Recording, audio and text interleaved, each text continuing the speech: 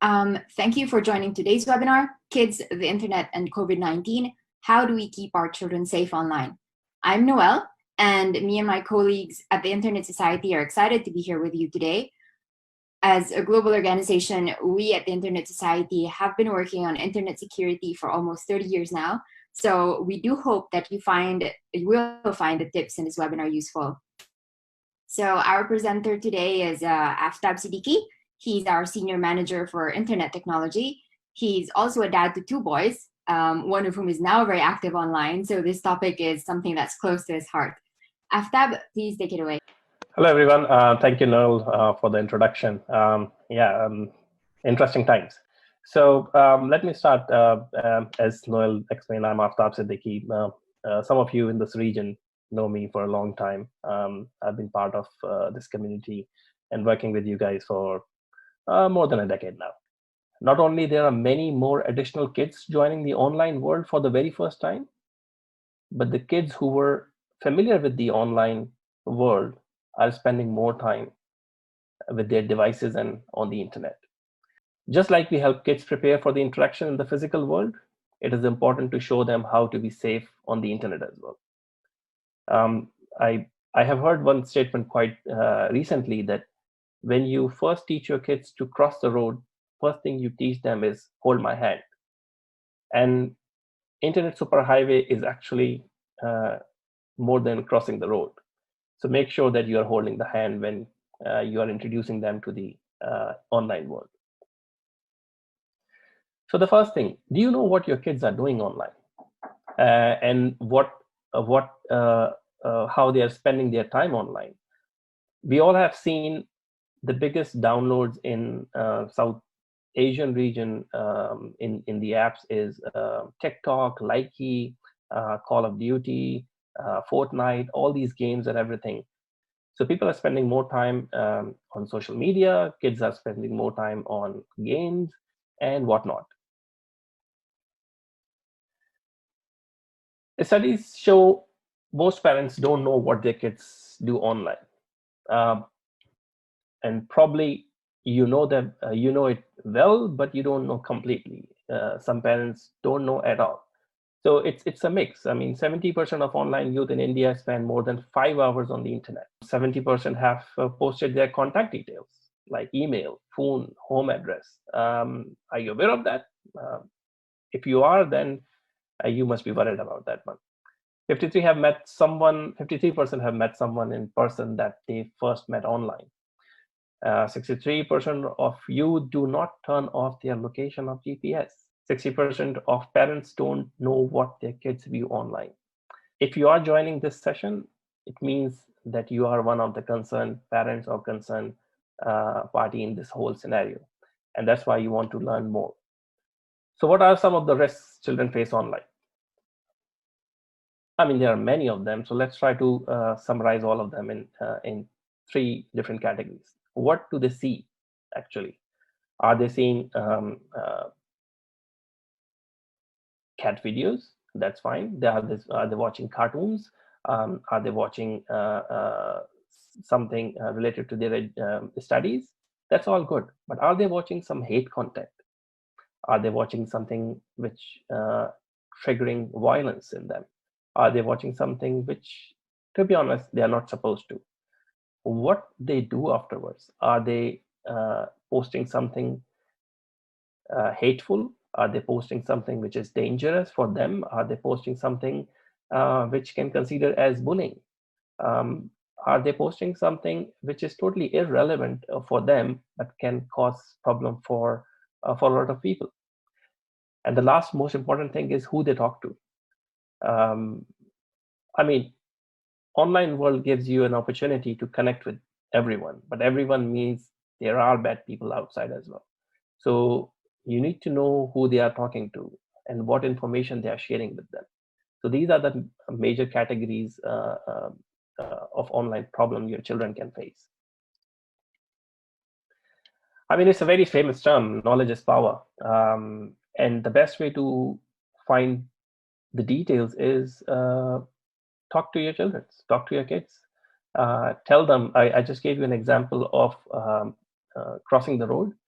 Talk to your children about the online safety, what they can do, what they cannot do. You have to set some boundaries.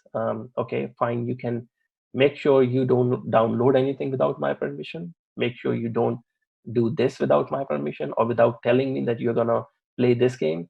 So set some boundaries. Choose age appropriate apps and website. These days, it is very clear, at least on the apps, most of the apps, that what age group it belongs to. You can set certain boundaries that you can only use apps which are for you only. I mean, Facebook has a restriction of 13 years if you cannot create an account. Set privacy settings. You have to sit with them. Just figure out what are the options available which you can use to secure your information, what information you are giving to the world. Show them how to keep themselves secure. Whatever they do in their real life, they should be doing online as well. Again, I was talking to someone and was trying to explain something, and I said, you don't go out on your balcony and start yelling and screaming about your personal information, because that information should remain private. Then why you're not doing the same practice online? It is same as sharing everything to the stranger walking on the road. So online world is not different. What you can do to keep your kids safe online: set parental controls. So there are many people online right now. So I have one question to you. How many of you know that you can actually set parental controls and you can set safe surfing on Google search or on Bing or on any other search engine? Supervise your kids. Don't just let them use the internet on their own. Make sure that if they are doing homework, what you do, of course you help them out, that this is how you do it. So you do the same thing while they are online. Teach them to behave responsibly. Online world shouldn't be very different from the real world. If you teach them how to behave while they eat, while they talk to elders, while they talk to their parents or their siblings, teach them how they should be behaving online when they're talking to others. It's a big world out there. In the home, you can control things, but once you're online, it's hard. So you have to teach them again and again and again. It's an ongoing process. You cannot just say, well, fine, I told you once, I think you got the message. There's one statement which we are quite familiar, is whatever you share online will remain forever. And there is no way you can take it down. And I mean, even if you remove it from your own account, you have no idea how many people have copied it. You have no idea how many people have viewed it already, and you have no idea how many times it has been circulated on the internet. So, and you have to be a role model for your kids. If you are yourself sharing information on your Facebook, on your Twitter, on your TikTok, or whatever application you're using, or on even email, if you are doing these things yourself, you will not be able to set a role model for your kids. You have to be vigilant that what you are doing kids pick up from their parents, from their elders. So you have to be a role model. And sometimes it's absolutely okay to just be offline. Turn off all the devices, pick up something, and play. For me, I have handful of puzzle games which I play with my kids, and there are other things which we can do. I mean, we can play cricket inside the house. We all know how to play one-tip cricket. It's a very South Asian term, but all the South Asians and the crazy cricket fans know how to play one-tip cricket at home. We have all been doing it from our childhood. And there's one thing you should learn today, other than what we have already discussed. And what I have said so far is nothing extraordinary. These are all common sense things which most of you already know. But this thing This is the most important thing you should remember. If you don't know today, learn it today here and research more about it. And that is encryption.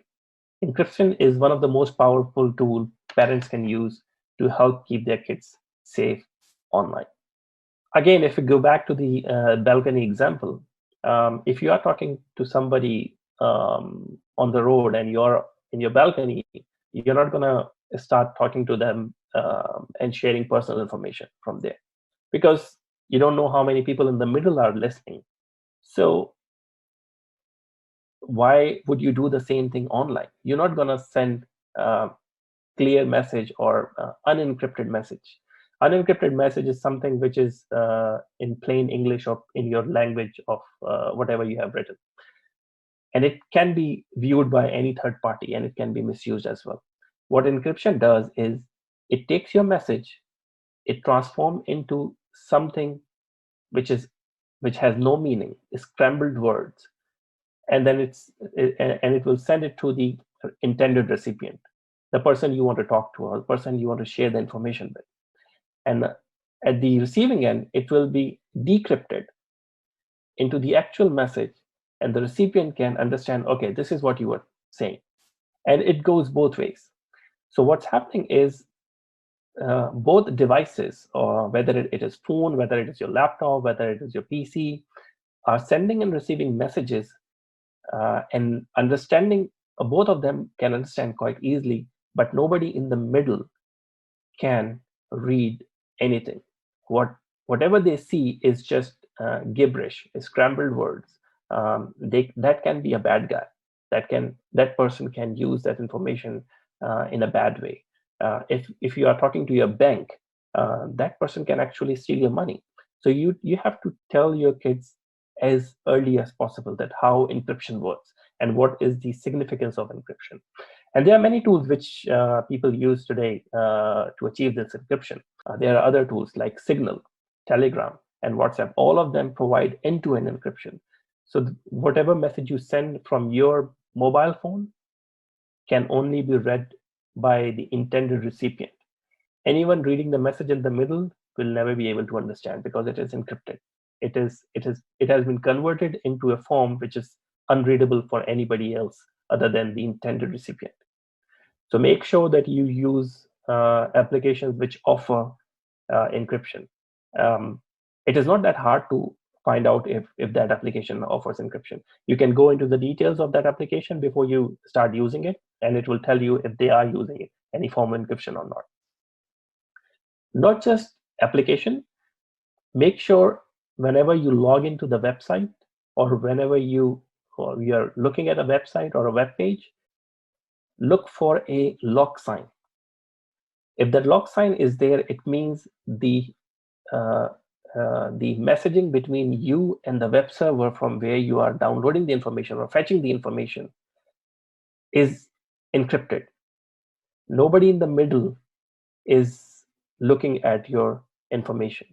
Again, if it is a bank, don't even log in to it if there is no lock sign there. Whether it is a green lock, it is a black lock, just make sure the lock is there.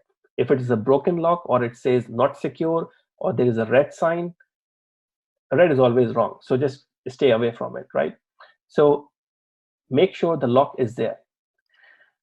Another thing, set a strong password. What our kids do usually is they set their date of birth, their first name, their last name. Thankfully, all the apps and websites are moving towards more secure password. They ask you to add numbers, add uppercase and lowercase. They do not allow you to set weak password, but tell them why strong passwords are necessary. Make sure the passwords are long, and it is different for every application. Don't just set one password for everything. If you are doing it yourself, please change your habit and teach the same thing to your kids. And just right at in the last, I would say, create a checklist. Here is the starting point. You can add more things to it. You don't have to just follow this one. You can add more. So this is all I wanted to share with you, having a kid who is using online classes now, it has become more important for me to teach him as early as possible. I never knew that, I mean, I never planned for it that he'll be using it in the preschool, but he is.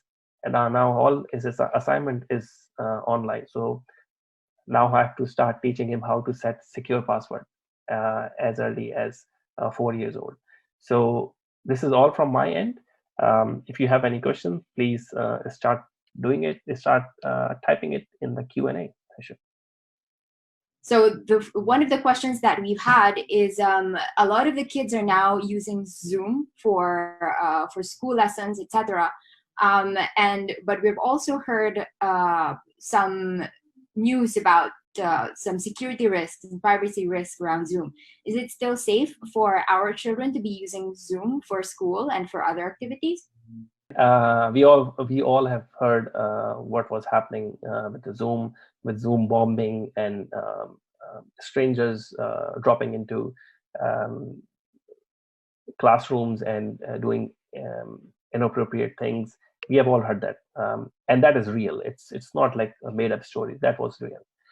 If you are using Zoom, you must have seen so many updates came in last 2 to 3 weeks. So they are fixing most of the things, but they cannot fix all of the things, because again, they have added features, but you have to enable those features. You have to make sure that you are following the guidelines. So if somebody can, from my colleagues, if they can share that link which Zoom recently published, which gives a quick guideline that these are the features you have to enable or disable to make sure that no strangers can just jump into any conversation. You can, of course, switch to other platforms as well. But again, security features are there in every platform.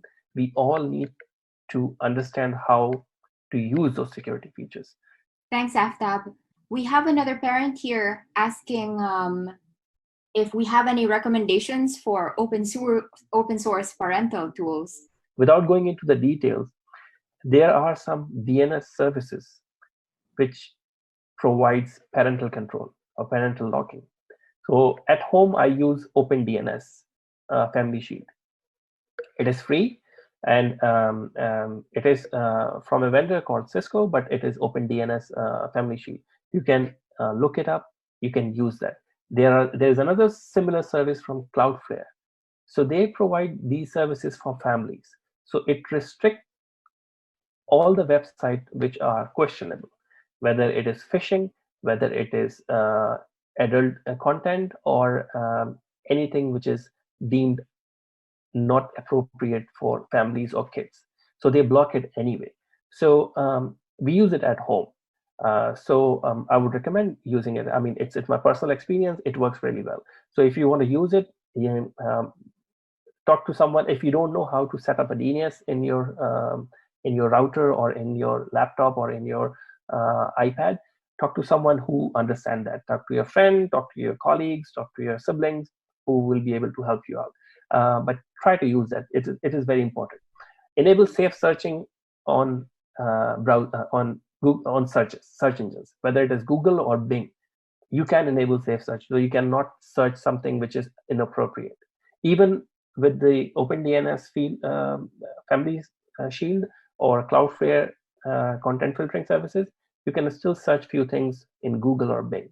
If you use safe search option, you will not be able to even search. So try to use that. It will add more control to your household. So I think we know that there are surveillance apps that are being marketed out there for parents to monitor what the child or the children are doing online. Is this something that we can recommend to parents? Okay, being a parent myself, it's a personal opinion. I would say it's a strongly personal opinion. I wouldn't do that. So the first thing for me is talk to your kids. Make sure they understand. I hope and I believe that you don't have to go to that extent where you have to monitor the activities of your kids. in that manner.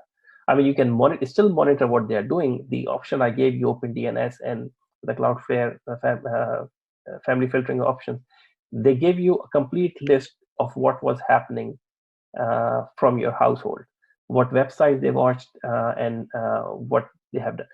You can have a conversation with them rather than going into the full-on surveillance mode. Thank you. And we have another question here. Is there a particular age group where you would recommend starting online education? I said I didn't plan for the online education for my preschool kid.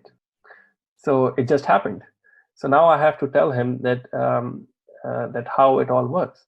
So the other day I was teaching him how to log into Khan Academy. And Khan Academy requires password. And the password can only be put in by a parent. So he was getting frustrated that why he cannot log in, and then I had to tell him that this is how it works. You cannot just log in yourself.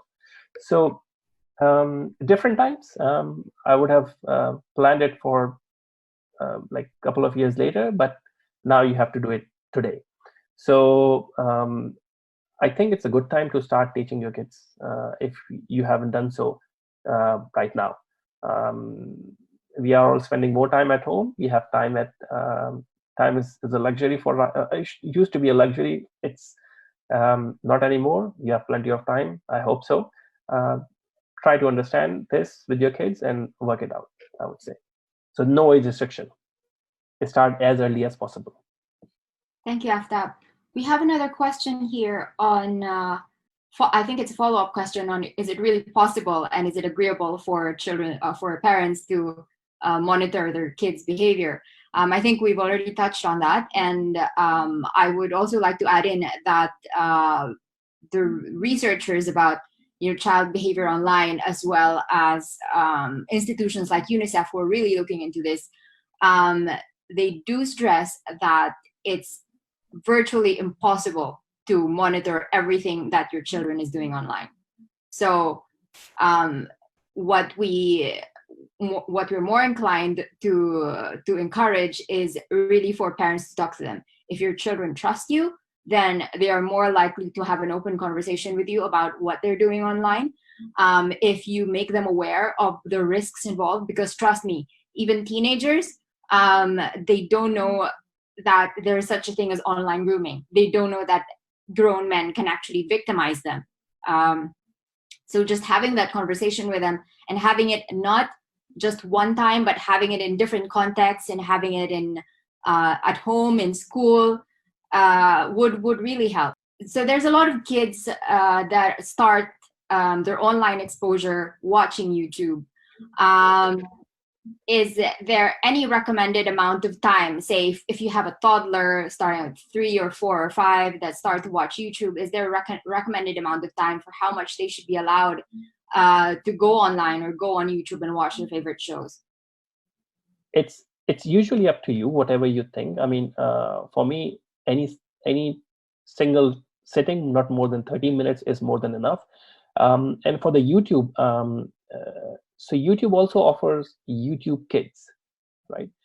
It's a more filtered version. It only provides videos which are deemed good for kids. You can set up passwords in it, and then you can set limit that for how long that YouTube Kid will run. Right after 30 minutes, it will just stop. That's it. It's not going to work unless you put a password in it. So, and then if you have set up the password, then it's up to you that you allow it or not. But that means you might have to delete the YouTube from either from your phone if you are giving your phone to your kid, or from the same iPad or tablet you are sharing with your kid. But that's the sacrifice you have to make. But I mean, I have learned it myself. It's worth it. So it works very well. It doesn't give you chat option. It doesn't give you unnecessary ads, and it's much cleaner version. And you can have a history of things that what your kid was watching. They cannot remove the history unless you put in password as well. So these are the things you can do. But again, it's more toward trust as well. If you have given up iPad or or a tablet or phone to a kid, make sure that they are looking at a time clock as well, so they don't use it for endless hours. There's a couple of questions here about what is the appropriate limit in terms of the number of hours a child can spend online every day. Would parents in the group have any recommendations for that? Is 15 minutes a day enough? Is 1 hour a day enough? So I will try and answer this, but I'm sure someone else can jump in as well. There have been a number of studies which are talking about screen time. Some say anything more than 2 hours is bad. Some say anything more than an hour is bad. So there's different points of view. But I think anything that goes over 2 hours a day is probably getting into a bit too much. The way that I have tried to do is to say that, okay, you need to take a break. And that break has to be to do something totally different. Taking a break doesn't mean checking your email or watching TV instead. It has to be something quite different, playing a game of some sort, taking a walk out in the garden or something, or just going outside for a while, or having some sort of physical activity. Continuous use will obviously cause all sorts of issues. What I have seen, again, within my family is that, once that screen time, for example, it may be gaming or or a whole series of videos or whatever there may be, once that starts going into the hours, the behavior of the child also starts to change. And over time, we'll see that it'll continue changing. So you need to instill some discipline in that sense and say, look, you need to take a break. And it usually means is you have to keep saying to them, hey, have you taken a break? What did you do? Read a book, for instance. So though that's some suggestions I have, but perhaps others may have some better ideas. We're coming to the end of our time, so I'll just touch upon another question that's or a bunch of questions that are coming up on whether TikTok or whether House Party is good or bad for children. So I think we know that TikTok is one of the most downloaded apps now in the world, especially in South Asia as well. It's either the first or the second most downloaded app last year. And it has benefits for children because it allows them to socialize, it allows them to express themselves, but there are also valid security and privacy risks. For example, there's a feed on TikTok, there's a common feed where children can be exposed to inappropriate content. I think, if I'm not mistaken, in TikTok, strangers can also contact each other. That said, one of the things that we can recommend is to try and use the apps yourself. So try TikTok. Try using TikTok yourself. Try and explore it. Try and see what people are saying. Try and see what you think could be the risks for your child, and try to read about it. There's been a lot of articles written about TikTok and use for children, and then you can decide. Unfortunately, we've come to the end of our webinar. It's now the top of the hour. Thank you very much. Unfortunately, we didn't have time to answer all the questions, but thank you for joining, and have a wonderful day, afternoon, and evening. Goodbye.